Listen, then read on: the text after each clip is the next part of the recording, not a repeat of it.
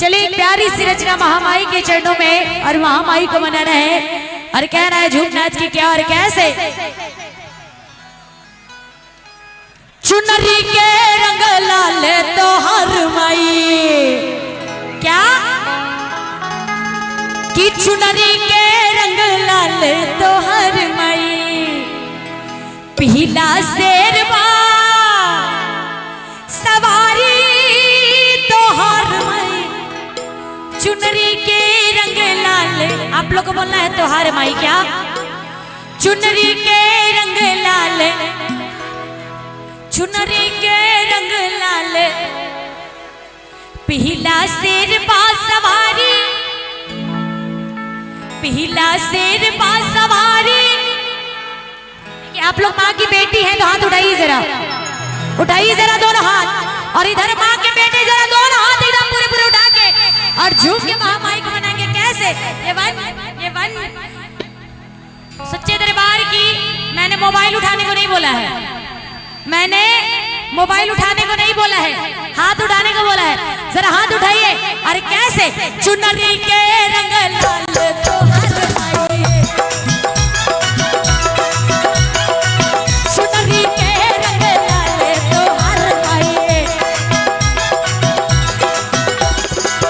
पीला शेरवा सवारी तो हर माई पीला शेरवा सवारी तो हर। जरा उठाइए दोनों हाथ। देखिए माँ को मनाना है ना दरबार में आए हैं दरबार में जिसने किया शर्म उसके फूटे गरम। जरा दोनों हाथ उठाइए ना मेरा में एकदम सीधे सीधे उठाइए जरा दोनों हाथ इधर वाले मोबाइल कम दिखाइए ना जरा हाथ उठाइए अरे कैसे चुनरी के रंग लाल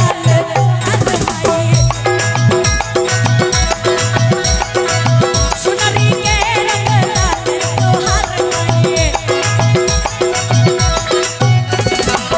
पीला शेरवा सवारी तो हर माई पीला शेरवा सवारी तो हर माई चुनरी के रंग लाल तो हर माई चुनरी के रंग लाल तो हर माई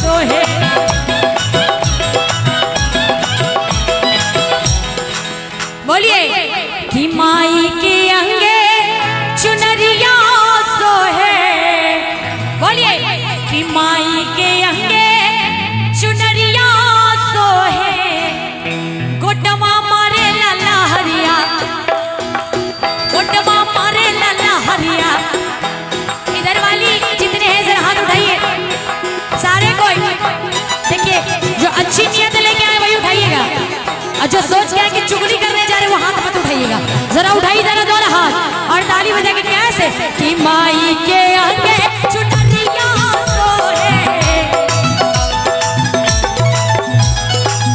माई के आगे चुनरिया सोहे, चुनरिया सोहे, चुनरिया सोहे, क्या बात, चुनरिया सोहे, चुनरिया सोहे, गोटवा मारे लाला हरिया तोहार माई, गोटवा मारे लाला हरिया तोहार माई, चुनरी के रंग लाल तोहार माई,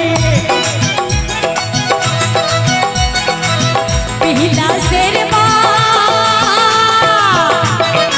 सवारी तोहार माई, चुनरी के रंग, चुनरी के रंग लाल। देखिए जितने लाल है वही उड़ाइएगा, जो पीले है वो मत उड़ाइएगा। जो माँ के लाल है, शेरों वाली के लाल है, वही उड़ाइए जरा हाथ और ताल बजा कैसे, चुनरी के रंग लाल तोहार माई, आहा, चुनरी के रंग लाल तोहार माई, चुनरी के रंग लाल तोहार माई, चुनरी के रंग लाल तोहार माई,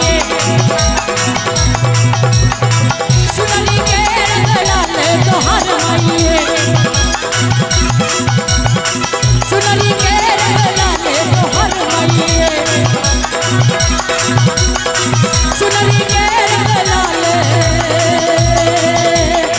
तोहार माई।